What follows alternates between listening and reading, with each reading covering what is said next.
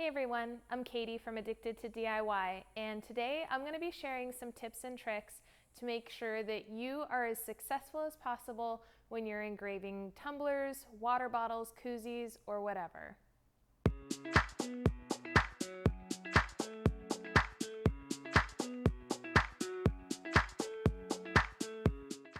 So if you remember in my last video, I shared with you how to set up your Rotoboss Rotary and your Thunder laser. So today I'm going to go a little deeper into that, and I'm going to share some tips and tricks with you that I've unfortunately learned the hard way on how to be the most successful when you are engraving your water bottles and tumblers. And hopefully the mistakes that I've made and the things that I've learned along the way will help you to be more successful and save you from wasting those water bottles.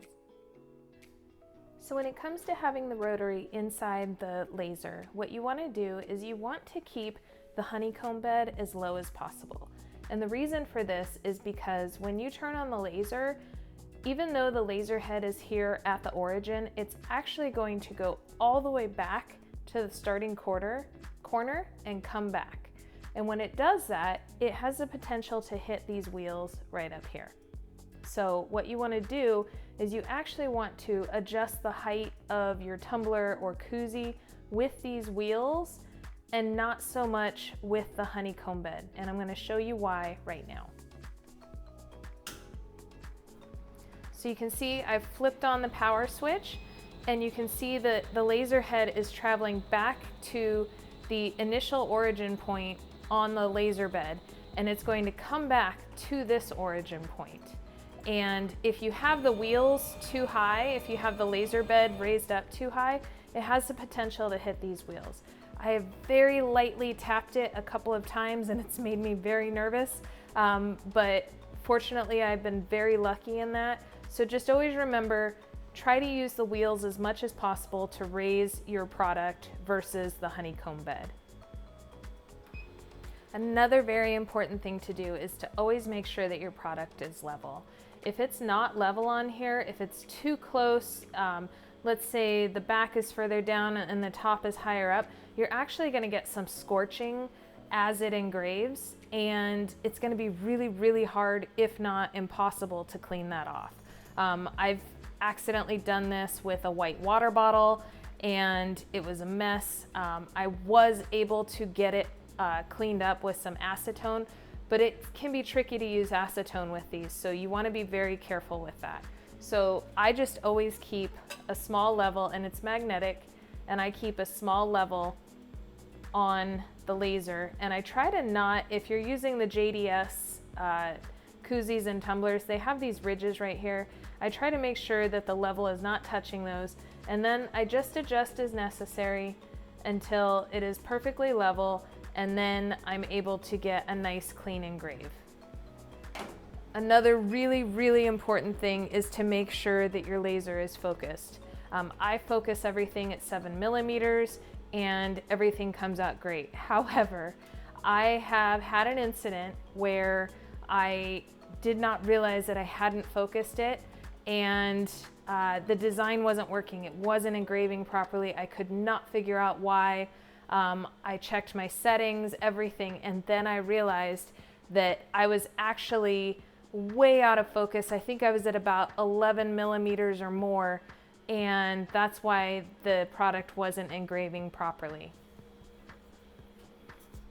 And you can see here just what I mean by that, where the letters are jumbled. They didn't even engrave all the way. Some areas didn't engrave at all, and it's just because this is a pretty small font, pretty small lines, and with it not being focused properly, it just wasn't engraving the way that it should. And I tried several times. I finally realized my mistake, engraved it again, and it turned out great. This is not cleaned though, so you can see that it's pretty dirty. I never ended up cleaning it because obviously I messed up a few times. So just always make sure that you're in focus so that you get the best possible engrave. So something that I have found to be extremely helpful with not just engraving on my rotary, but in everything I do with my laser, is to make a checklist. And I put try not to mess it up. My husband has a little bit more of a colorful title for it. But to keep it friendly, we're gonna just say try not to mess it up. And for as silly as it sounds, the number one thing on the list is the laser on? Because I am sure I can't be the only one who has checked every setting, checked focus, checked everything, go to hit the start button and the laser's not even turned on because there's two switches. So just always make sure, is your laser on? The next thing is it focused? That is so important with every single type of project that you are doing on the laser. You want to have it focused whether you are cutting, engraving, and that means whether it is focused at 6 millimeters or whether you're out of focus, which I do with my cornhole boards when I make them. I take them out of focus and set the head at 11 millimeters. So either way, you want to make sure that your focus is set. Is the speed correct?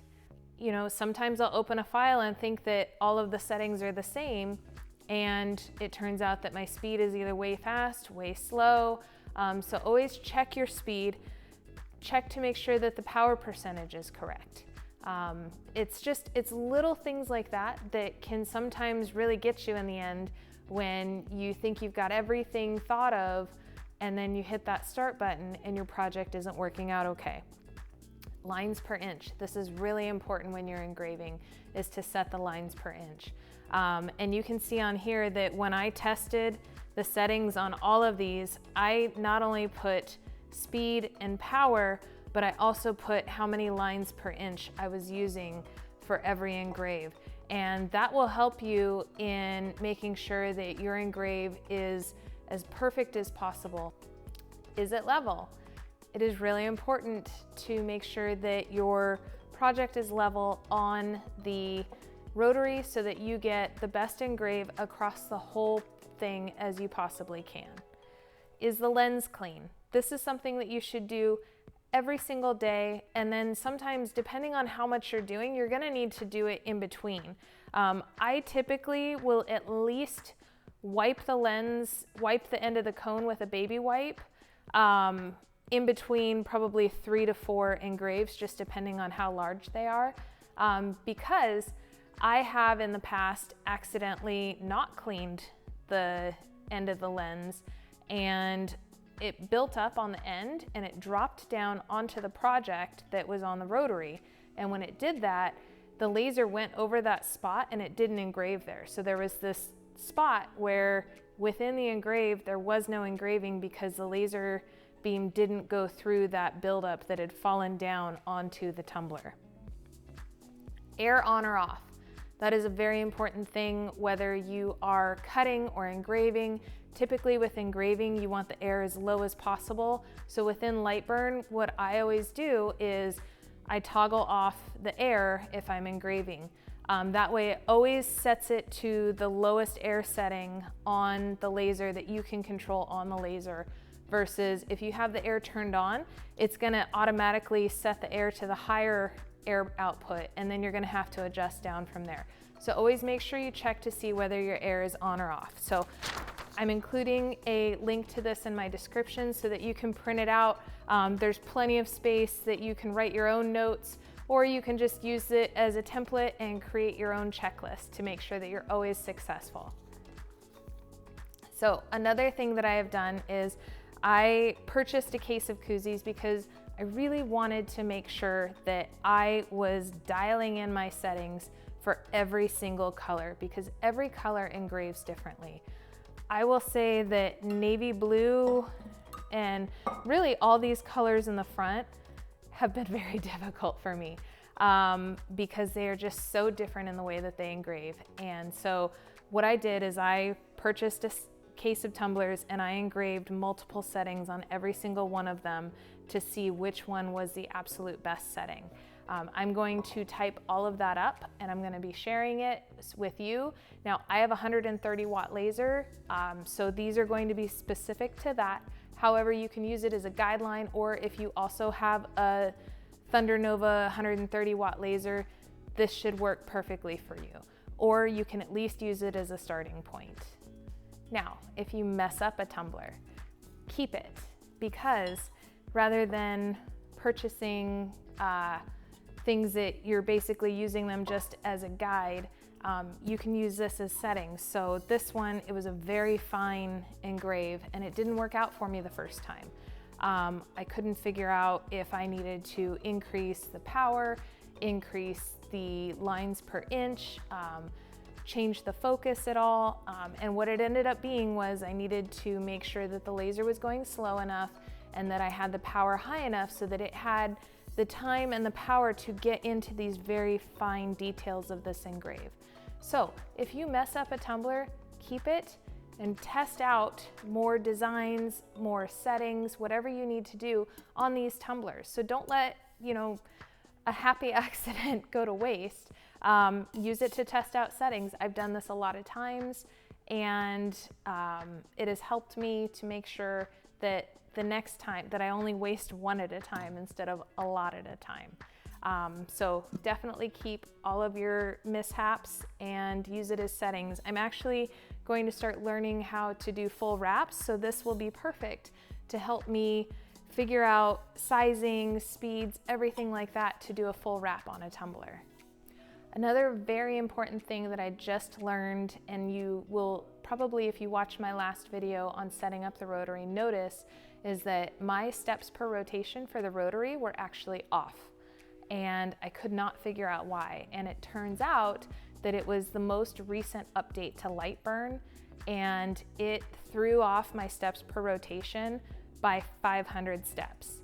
So for everything, for koozies, for water bottles, everything was 500 steps less after that update. So if you do update Lightburn, make sure that you just throw a tumbler or a koozie or something like that into the Rotary, put some aluminum tape and masking tape on it, and do a test. Run a 1-inch square line on your current settings and see if it's still the same or if you need to adjust anything, because from what I've been told, not everybody is affected by this. It doesn't matter if you're on a Mac or a PC.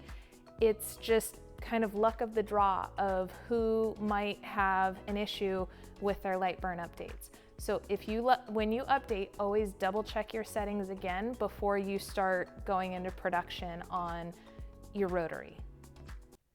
So whether you are just getting started in Rotary engraving or you are a seasoned veteran, I hope that either way you found this video helpful today.